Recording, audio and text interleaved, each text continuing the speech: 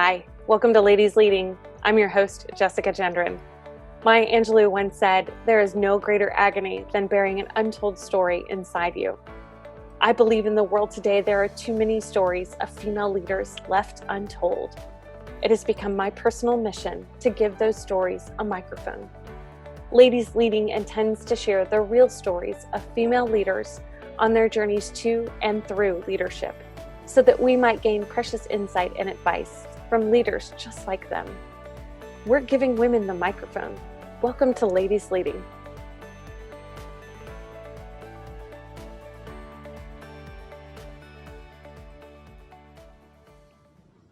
Hi, everyone. Welcome back to Ladies Leading. Today we have Anne Hathaway, not the fake Anne Hathaway. We have the real Anne Hathaway today, the Indiana version. And I'm so glad to have Anne on the show. Anne, welcome. Thank you for being here with me. I'd love for you to start and just tell us a little bit about who you are and what you do and how you got there. Thanks, Jessica. It's really fun to be here and to have a chance to chat with you and all the ladies out there. My story is probably pretty unique in the sense that everybody thinks I'm from the city. Everybody thinks that I'm from Washington, D.C. or Indianapolis, and actually I'm a real small town girl. My hometown is 2,600 people. My high school graduating class was 77. But my parents, my dad was a plumbing and heating contractor, and my mom and dad bought a hardware store when I was a child. And my mom ran the front end, my dad ran the back end. I was an original latchkey kid and had the opportunity to try and to do anything. Being in a small town, it was a safe, unique environment, which you got to try everything. So I got to be in sports, I got to be in art, I got to be a cheerleader, I got to be a 4-H'er. And so it was just an opportunity to try all these things out. I always had an interest in politics, but my high school guidance counselor told me that politics was a hobby. It wasn't a career. And so I went to the University of Illinois, which was the school I wanted to go to. I wanted to go to Big Ten football games, loved Big Ten atmosphere and the excitement. I was in the College of Home Ec as an interior design major because that made sense when I was in school. And I finished my degree. My guidance counselor on campus said, I don't know what I'm going to do. I want to change my major. And he said, finish, get done. You're probably not going to do what you're going to do anyway. So then I got involved in my junior and senior year in campus politics and met the state senator from my district and sat next to him at a lunch. And I said, I want to work for you. And he said, I don't have any jobs. And I said, but I want to work for you. And then he ended up running for Congress and I ended up working for him. He ended up losing. I ended up staying in Illinois at home, working in the hardware store, working on campaign. He ran again. He lost again. And four of us got in a car and I went to Washington, D.C. And I was going to stay for 6 months to a year. I wanted to have the experience and I knew I could always go home. And I ended up staying a long time, about 9 years. And one opportunity, one job led to another. And I think that kind of is the story of my career, my life, is that if you take on something and you give it your all, opportunities present themselves. For a long time, I never had to write a resume, candidly, because I worked hard. People noticed what I was doing. They were paying attention even when I didn't think they were. And I just kept rising through the ranks of the political world and ended up one day working for the Vice President of the United States at the White House and did that for 4 years. And then I actually came to Indiana with the Quails. I had the opportunity to relocate here, run his office, and that provided me other opportunities. And my career has just kind of branched out from there. So a long story about my background, but it really is a story of opportunity, perseverance, and just taking one chance at a time. Yeah, so let's talk about that first job where the congressman was like, nah, or the state senator was like, I don't have a job for you. And then all of a sudden you had a job. So how did that happen? How did you How did that Well, work? so he was a state senator. He didn't have any staff, much like Indiana's legislature. You know, they all share a legislative assistant, and so there wasn't a job.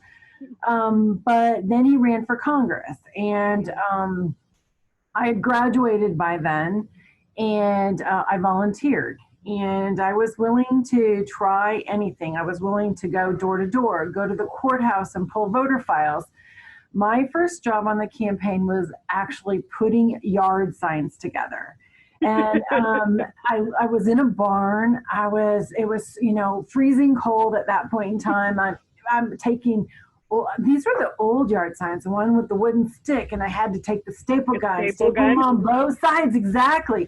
And then I had to figure out how to get them loaded up and get them all up and get them all out and get them to the volunteers to put up.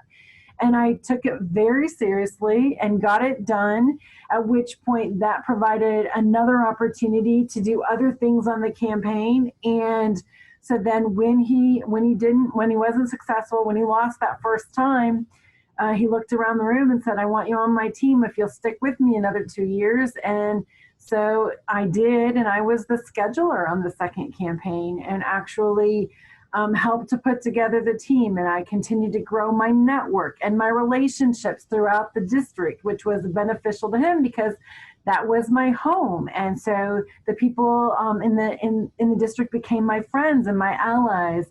And that was very helpful to him. I was learning all those things we learn in leadership classes, but doing it firsthand, I had no idea that I was actually executing the to-do list in the how-to manual.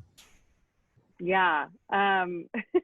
That those first jobs are always so funny to hear people talk about. I talked to a woman last week and she was talking about her first job working at the merchandise mart in Chicago, and her job was to stick tags on fabric samples that were like hanging in rows. And I was like, that is my nightmare. But yeah, it's just like sometimes those jobs that we first have straight out of college or straight out of high school, it's like, ugh, I would never, I don't know if I'd ever do it again. Well, yeah, and remember, I had actually my very first job was actually working as a young kid for my parents in the hardware store. Mm-hmm. And Yep. so we learned customer service at a really young age. My brother and I were both in grade school, and we would run to the front door. We would like tackle each other to wait on customers. And it was a race. And so, and think about it, in a small rural community, these people would Mm-hmm. come to the door, or they come in the door. You got these two little bratty kids running at you. And we were taught a lot of manners, in the sense that, hello, sir, may I help you? And it was a choice of not can I, but may I help you? Mm-hmm. And these farmers, these folks from the manufacturing industry would walk in and they go, oh, honey, I don't think so, and kind of pat you on the head. And we'd be like, try us. And they'd, well, I want a lock washer for blah, blah, blah. Well, we knew what lock washers were, and we would run to there and we'd weigh them by the pound in those days, and we could deliver, and then we'd go to the cash register. And it's not like, the cash register tells you that you give them 23 cents back in change. That might tell you, but my parents also taught us that we had to count back the change to the folks and let them see it so that they would learn to trust us. So those were things that I had no idea at the time that I was learning, and that how important they were to everything. My mom used to make me help her do the statements at night too for our charge accounts. And I would have to Mm-hmm. address the envelopes. We didn't have see-through envelopes. So learning that, Mm-hmm. learning the zip codes. And when I would go with my mom to the merchandise mart as you mentioned, and help her buy gifts for our gift store that we opened. And every night I'd go back to the room and I'd add up all of her sales, and I'd have the list of what companies we were going to go visit, where we'd been. We'd map out for the next morning which showrooms we were going to go to, and then I'd tell her how much money she had left to spend in her budget, because my dad would give me the budget. But all those things, they all add up as it relates to. I learned how to do budgets for political campaigns in many ways from those early days of working in the hardware store. That's awesome. That's awesome. I'm a proud paper girl here. I get that too. So, freezing Illinois winters, delivering papers at 4:30 in the morning, just yeah. So I get it. Yeah, you just learn. I think a lot of that stuff you learn, when you grow up in the Midwest and you grow up in farm towns like you and I did. I think that's fun. Well, and didn't you want to do a paper route? And then on those cold mornings, you went, "What was I thinking?" Our parents weren't going to let us quit. No, I bribed my mom, like when it was really, really cold, to like drive me around. And my paper route was like 100 houses, and it was like the 3-block radius around our house in our hometown. So it wasn't that far, but she'd leave the van door open and I'd hop in and out and like heat up a little bit. The good old days. -14 outside at 4:00 in the morning. Right. So cursing me the whole way of like, is this really worth it? I think both of our parents were like, wait, did I do the paper route or did my kid do the paper route? Totally. Yeah, for sure. Okay, so hardware store kid to working for the Vice President of the United States is quite a journey. Give me some of the critical lessons that you learned along the way. Like, what are some of the big takeaways for you that got you to a place where you got to work for the Vice President? Sure. A lot of it was the Midwest work ethic that you and I both know so well. Being the first one in, the last one out, taking on any job that was handed to you and doing it right, doing it well, being timely. I think that so many of the things that we teach, transparency, honesty, dependency, were values that I brought with me to the jobs. And so the opportunities presented themselves. I remember, and this will make you laugh, but when I was at the U.S. Treasury Department working for Secretary Baker and Margaret Tutwiler, we're not allowed. I shouldn't say we weren't allowed. We never left until they left. When they left the office, then we felt that we could leave. And a lot of the times on Friday nights, they were finishing up for the week, and I can appreciate that now because there are some, I don't know about you, but I'm not good at going out or going and do anything on Friday nights because it seems like there's always something on my desk that needs to get done so that I can shut down and have a little downtime for the weekend. But we would stay, and I remember all the people who would go out and go to the bars, and we'd always say, "Oh, we're going to go and meet friends." And we would laugh because there were a number of people who would go home and shower and redo their makeup. And we'd get there. We'd be the last ones that were there. We looked like the cat had drug us in. We hadn't redone our makeup. We touched it up a little bit, but we clearly hadn't showered. We had not changed clothes. We were still in the clothes that we had put on at 6 o'clock in the morning. And we just made different choices. There were opportunities to have a relationship, to be on a team that really made a difference. And I look back on those opportunities, and I have no regrets from the choices I've made. But at the time, they were hard. They were hard. It was a choice between being social or doing my job, and I made the choice to do my job and to do it well. And those opportunities served me well because when Mr. Baker left the Treasury Department to go be George Bush, President 41's campaign manager, I was one of the folks that was tapped to leave the Treasury and to go over to the campaign, and was assigned to the vice presidential nominee who became Dan Quayle. And then obviously worked hard there, and that provided me the opportunity to work at the White House, which was really cool. There were a number of opportunities at the White House where you had to pinch yourself to remember that you were there. I remember going to one of my high school class reunions, and one of the guys in my class said, he goes, "So I know you work at the White House, but does the vice president really know your name?" Like, well, it depends. It depends on if I've done well or done bad that day. And sometimes it's hey in, and sometimes it's, it's not always a good remember. Yeah, he did know my name, and I was a key member of the team. I was very young, and I had huge responsibilities, and I took them very seriously. And it was a whole lot of hard work, but every day I drove by the Washington Monument and drove into the White House complex and walked up the stairs and had the opportunity to work at the White House. And also, we knew that what we did, if you made a mistake, or even when there were great things that happened, the news was going to be front page above the fold on the Washington Post and on the national news that night. So we were very conscientious always of serving not only the president and the vice president, but knowing that we were serving our country.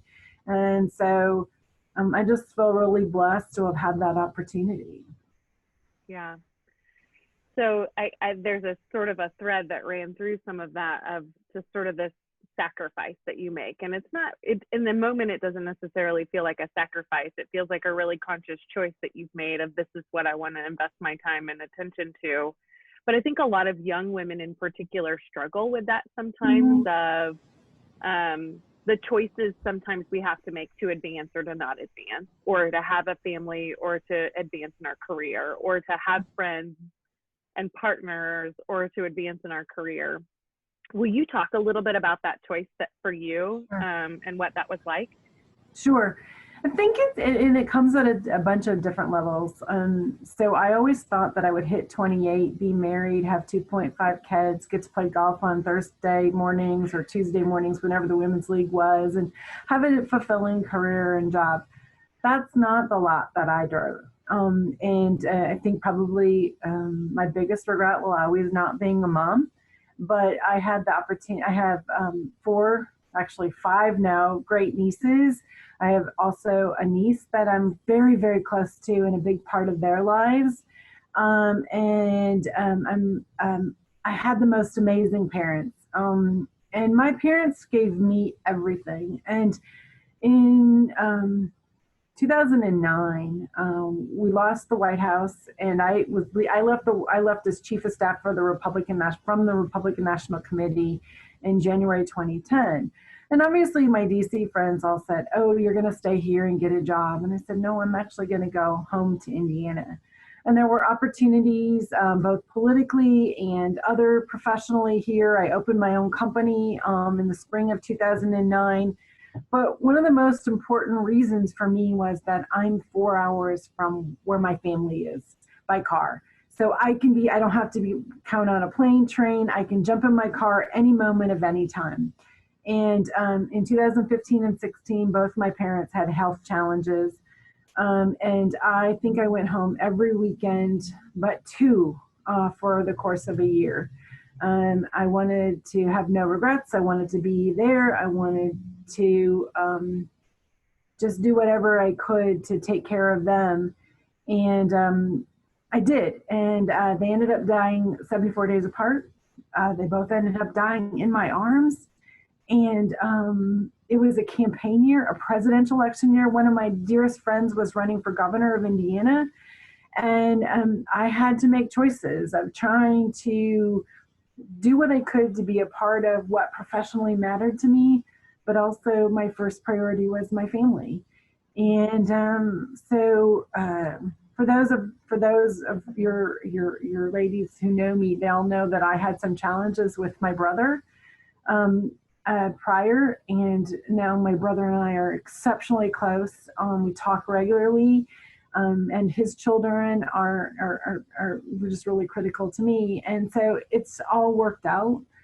But, it's lots of challenges. And I don't have the perfect family that I thought I was going to have. But I've found the family that I need right now to continue to be that saying of the wind beneath your wings, and they're there. So, and I have amazing friends too. I mean, let's not underestimate the importance of female friends. And we all know that we have friends and we have friends.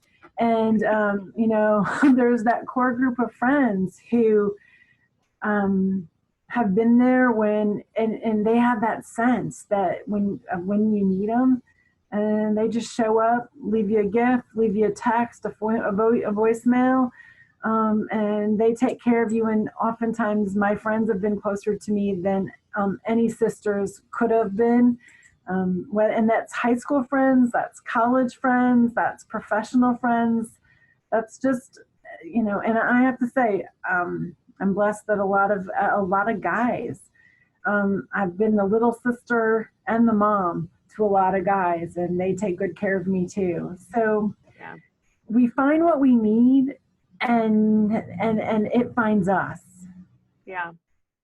I think something you said in there that maybe wasn't obvious was that, there's different points in our lives where we make choices to put our time and attention into those things, right? There was a point in your life where you said, my career is important and that's where I'm going to put my time. And there was a moment where you said, you know what, it's time for me to dump some attention into my family, or, that you make choices. And I think that's so true. I worked for the same company for about 12 years. And there was a point where both of my children are adopted, where we had just adopted our son, and he was 3 weeks old, and I was traveling again for work.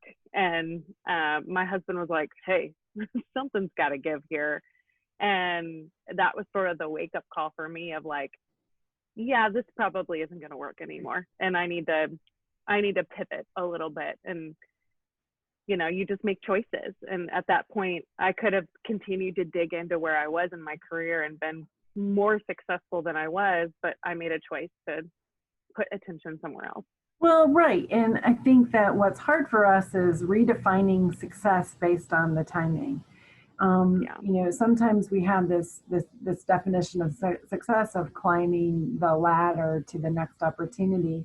And we have to give ourselves permission that sometimes the ladder moves, and that's okay too.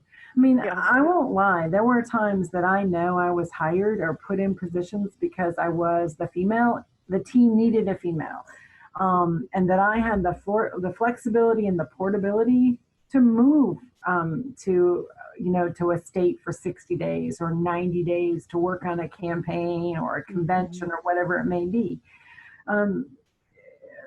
So it's understanding the playing field and playing the opportunities that are presented to you, and continuing to do a good job, but understanding that you need to learn while you're doing it, continue to grow, take what you need from it, and then move on to the next opportunity that makes sense for your circumstances at the time. I mean, I could have been, to your point, I could have stayed in DC and potentially been done something that made a lot of sense, but I created my little world here in Indianapolis, where I have a great company, I have great colleagues, I've done some amazing things, I've been able to get involved in the community, and I was able to be home and with my family when I need that.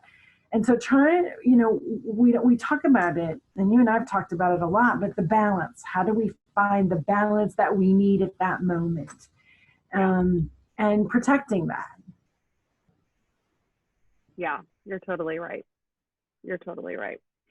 So talk to me about leadership. I mean, obviously, you've been a leader in a lot of different capacities. I think leadership sometimes looks different for women, or we maybe assign different qualities to leadership maybe than our male counterparts do. What's leadership look like for you?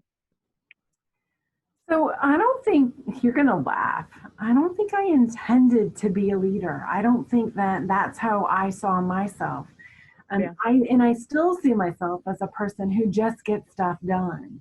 Mm-hmm. And so that has provided leadership opportunities. I see projects and problems and and I just dig in, and it's like, well, how do we solve this? How do we, I often call myself, I'm just a fixer. I just fix things.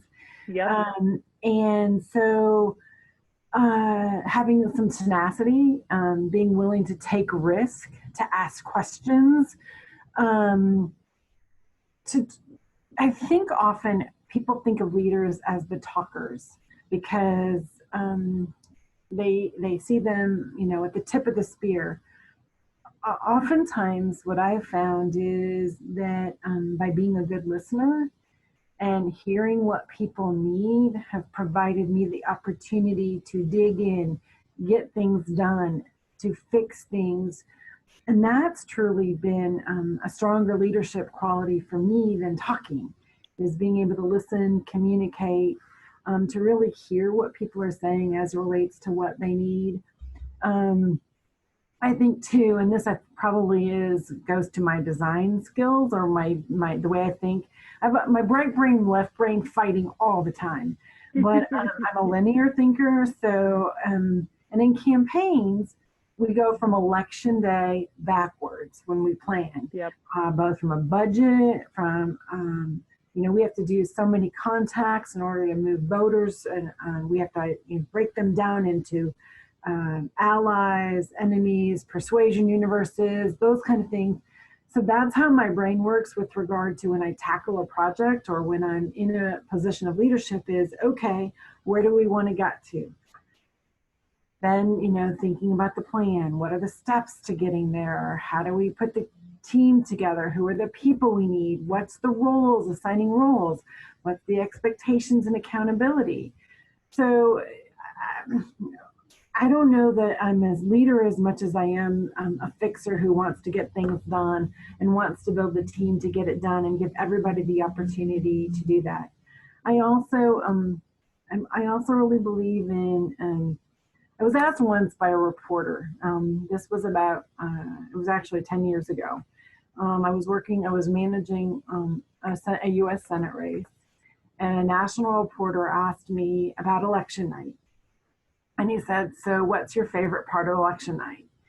And I said, standing behind the press platform, watching you do your job, watching all those volunteers and folks in front of you celebrate, and watching the candidate and his or her family stand on stage, give the speech, celebrate. Because what I watch is everything coming together, all of our plans, all of the dreams, all of the pieces coming together to accomplish what we set out to do. And nobody needs to know who I am or, what my role is, but I know, and the satisfaction of me knowing that I helped put those pieces together to accomplish that, that's my favorite thing. Yeah, that's awesome. That's a very servant leader type of mentality.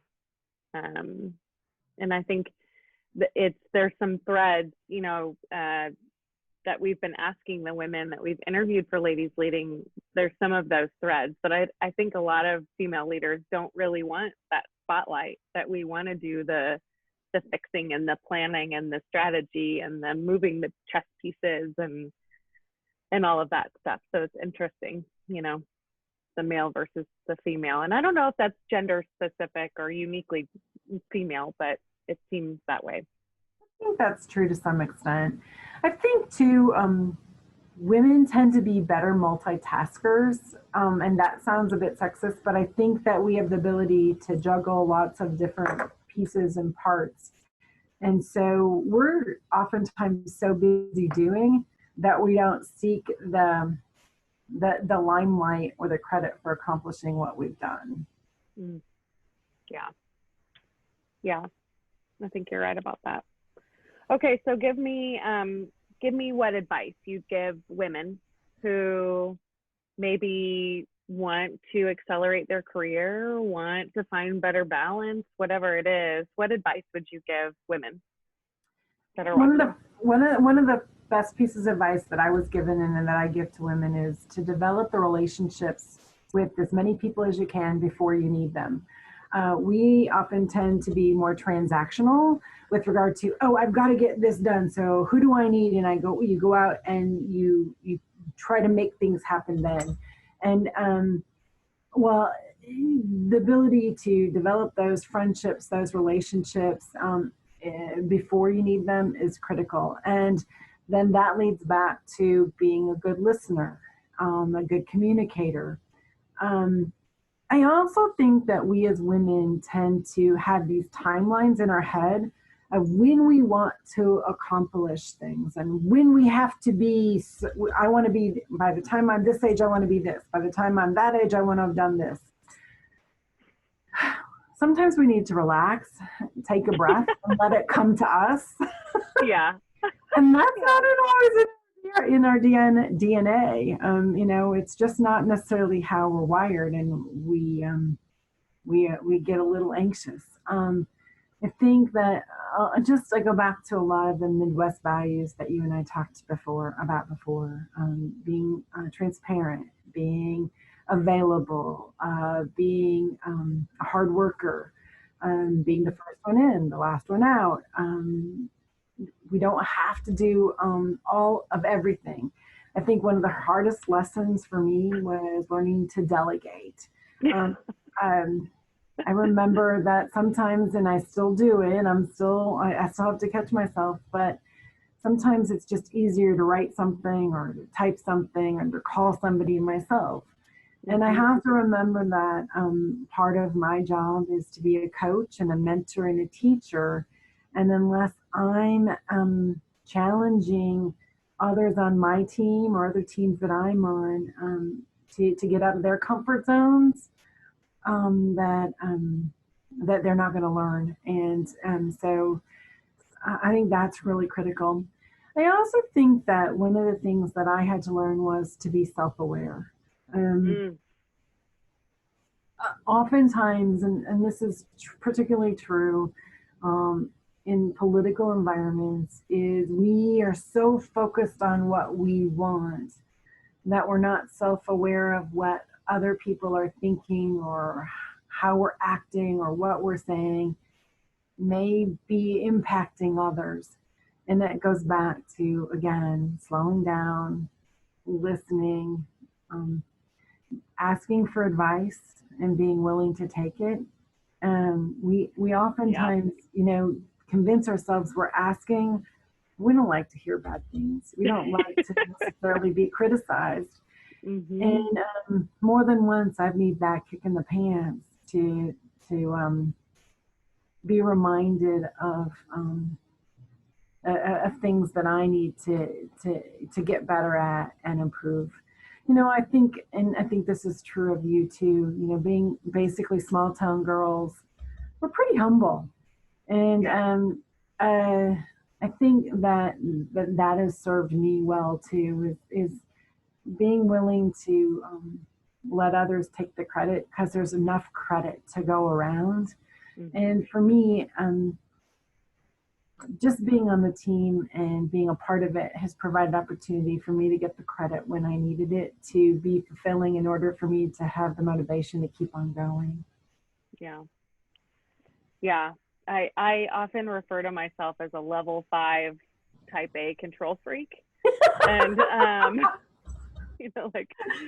not like a generic control freak. I'm like the extreme control freak. And so, a lot of what you said speaks very deeply to me, Anne, of just learning to delegate, learning to get feedback.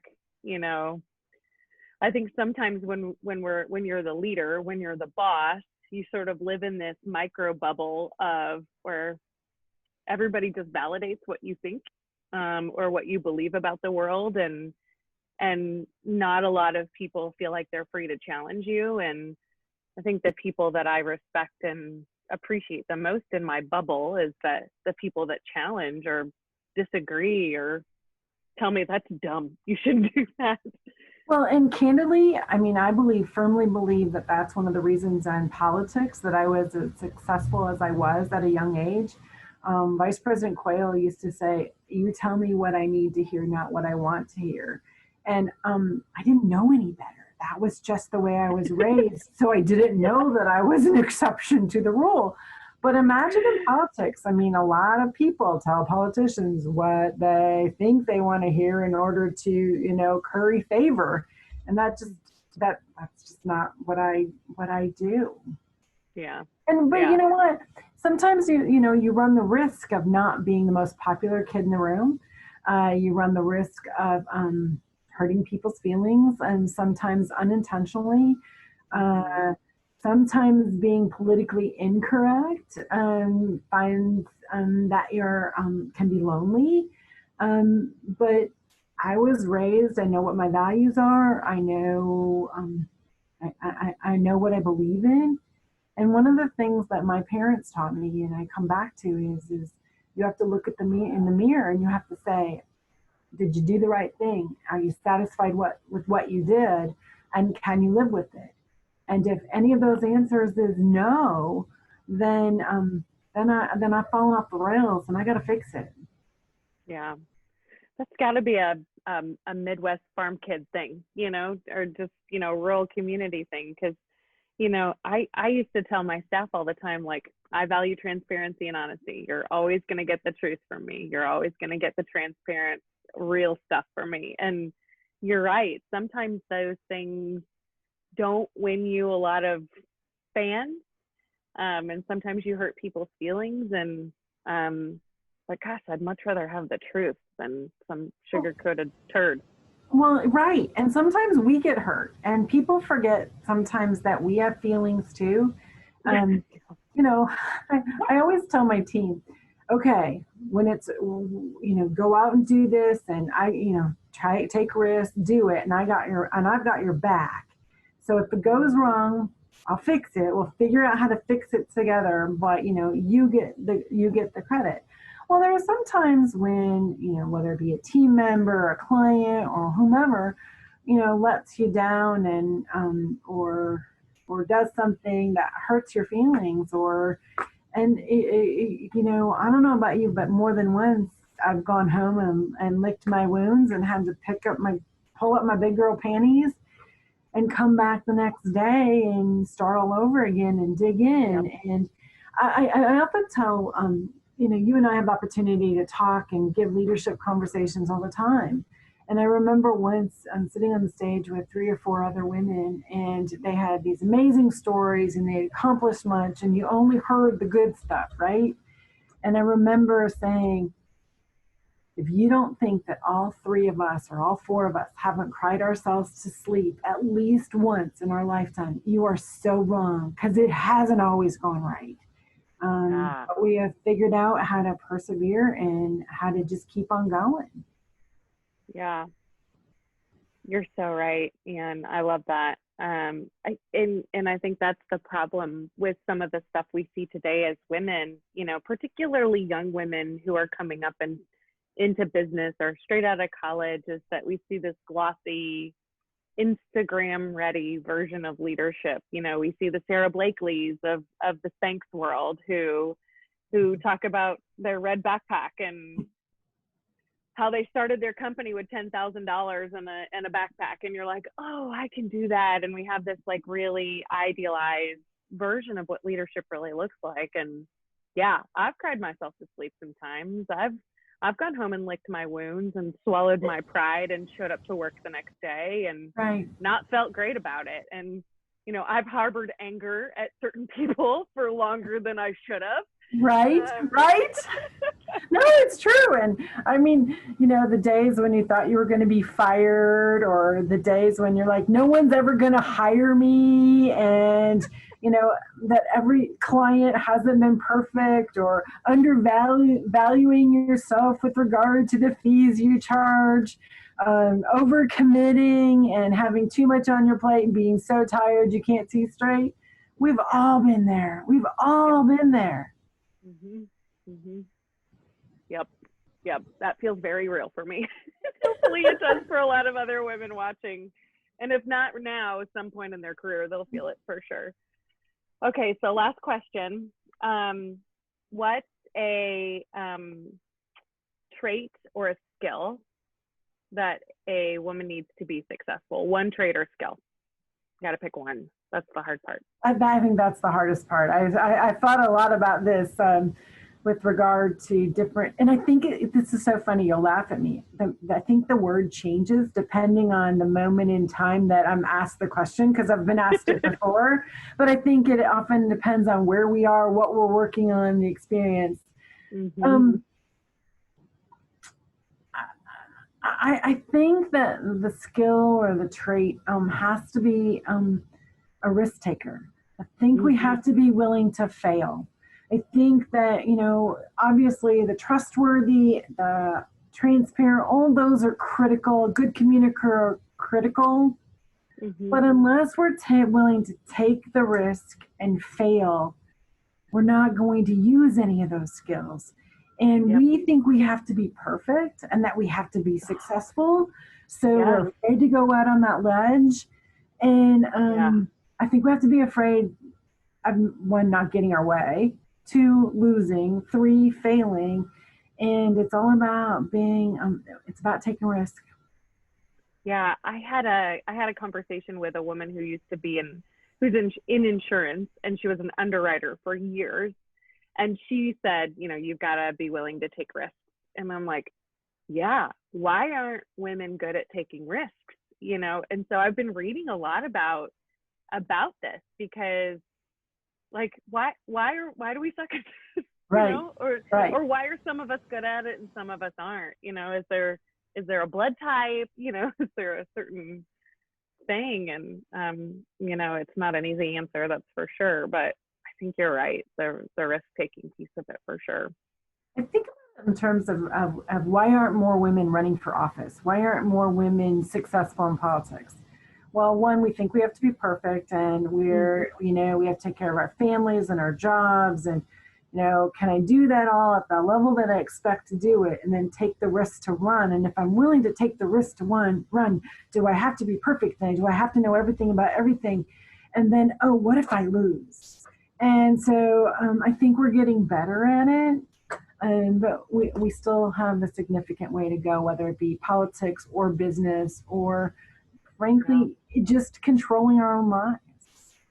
Yeah, no, you're totally right. You're totally right. I love that.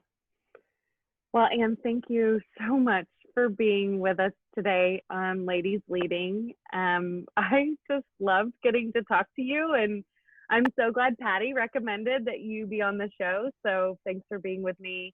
Thanks to everybody who's watching at home. We hope you'll join us next time as we pass the microphone to another female leader.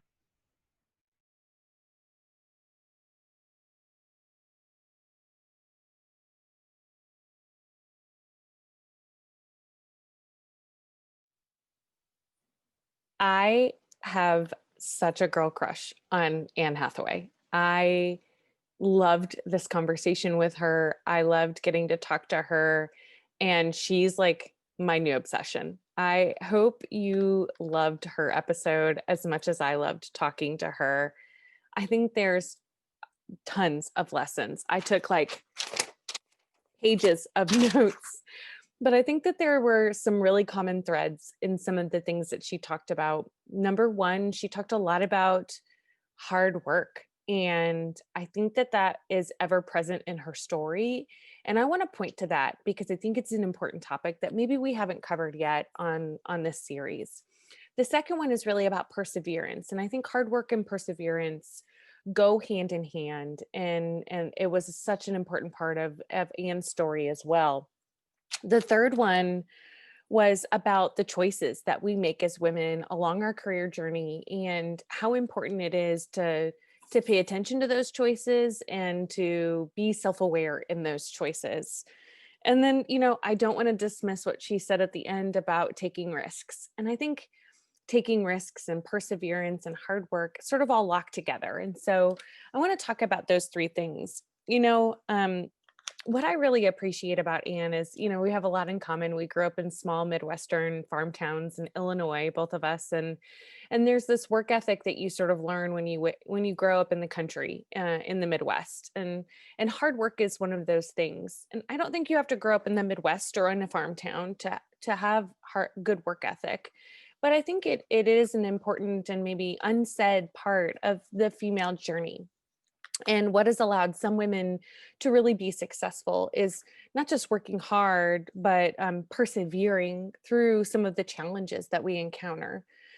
That was really an intentional choice for me in this series to ask women about the challenges that they've encountered along their career journey, because I think we see this really glossy view of women who have been successful, but we don't understand all of the challenges and things that they've overcome along the way, and how hard they've had to work to get to where they are. And what I really appreciated about what Anne shared was just how much she talked about the hard work and the hard choices that she had to make to get to where she was. You know, she said, if you take on something and give it your all, opportunities will present themselves. And she talked a lot about this idea of hard work. You know, when she talked about one of her first jobs on the campaign for the congressman, she said her first job was to put yard signs together. But she said, I took it very seriously and I got it done.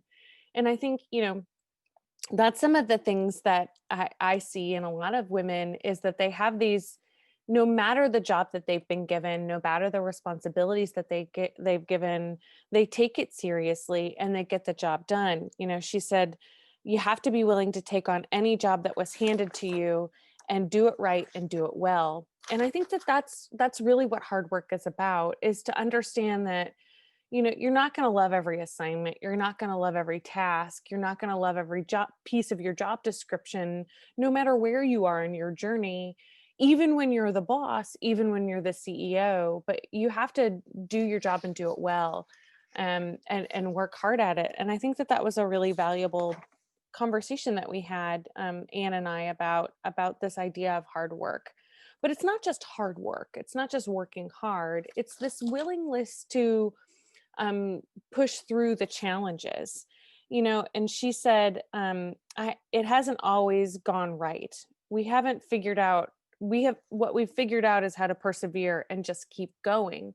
And I think that's the integral part for women's careers, is that it's not sunshine and roses. And, Anne and I both talked about crying ourselves to sleep and having to swallow our pride and all of these things that we've had to do, where the careers haven't been shiny and glossy and rosy, and we've had to work hard, but we've also had to overcome significant challenges.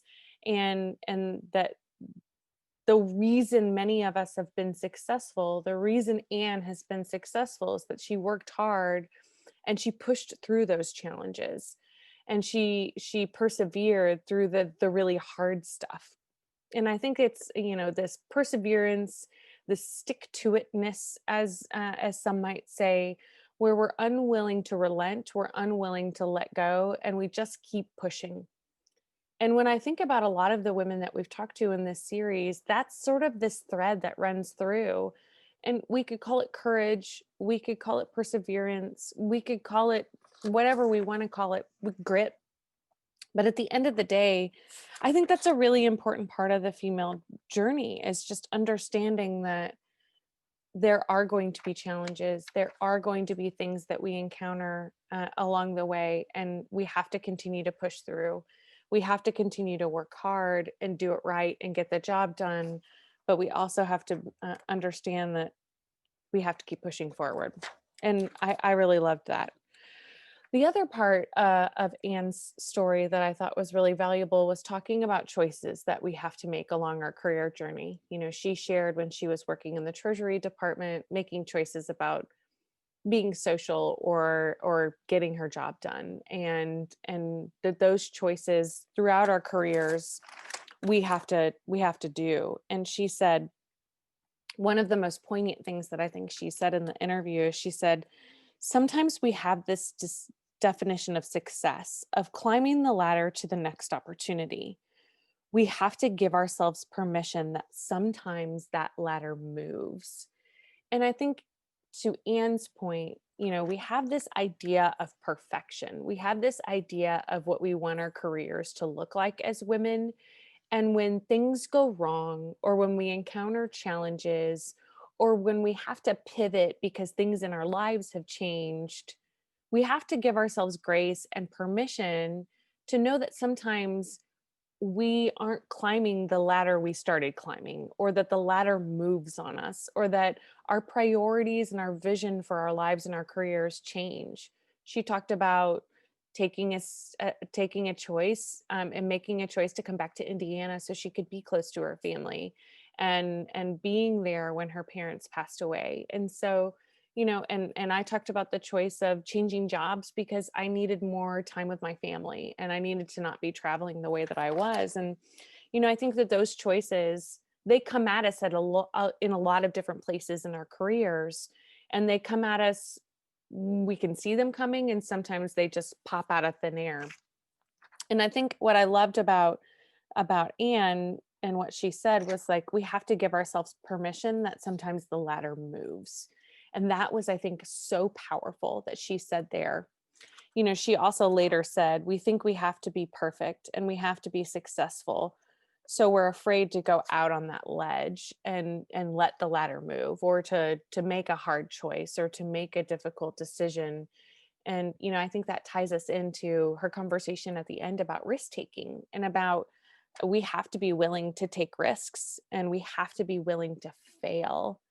And I think that I don't want to not point to that, because I think this idea of taking risks becomes a really important part of the female journey, of being willing to fail, being willing to put ourselves out on the ledge, being willing to to make choices for ourselves, to balance our priorities, to give attention to the places we want to give attention, to let the ladder move at various times in our career, and to be self-aware enough, to Anne's point, to be self-aware enough that we are in tune to when those things are happening, and we are in tune to what our priorities are, and we're in tune to when those things are in misalignment, and that we're in tune to be able to evaluate the failure and what we learned and how we can use that to propel us forward. And I mean, I could watch Anne's episode 14 times in a row, because there's so many golden nuggets in there that I think are important to point to. But what I really loved more than anything is just this conversation about working hard. And I was thinking about this a lot this morning as I was preparing to film my synopsis of Anne's episode, and sort of weighing, like, why is that such an important thing to talk about in the female experience? And what I really kind of came to this realization around is there aren't a lot of handouts for us as women along our career journeys. We don't get a lot of like pats on the back and like, hey, you might suck at your job, but I'm still going to promote you because I like you. There really aren't a lot of those things for us as women, where there maybe are for men. And, where we have to overcompensate because of that lack of, nepotism that sometimes exists in the career world. We have to overcompensate with that hard work. Is that right? Probably not. Is that fair? Totally not. But is it real? Absolutely. And I think it's important to say, like, we do have to work harder, and that we do have to persevere through really hard things that maybe our male counterparts don't have to experience. But we do it because it's what we want for ourselves. And if it's not what you want for yourself, then move your ladder. And that's what I appreciate so much about Anne's story, was just really pointing to this, like, this is choices that we make as women to be successful in our careers. And it takes a lot of hard work, and it takes a lot of sacrifice, and it takes a lot of perseverance, and it takes making some tough choices, and weighing those choices with what your priorities are. And I think that's what's really the most important thing. So thank you all for joining us on another episode of Ladies Leading. Please join us next week as we pass the microphone to another female leader, and check out the website at ladies-leading.com, where you can see past episodes and nominate a woman to be on our show. I also want to thank our sponsor, the Center for Leadership Excellence. They're working to make businesses and workplaces great places for women to work. You can learn more at cleindy.com. Thanks all.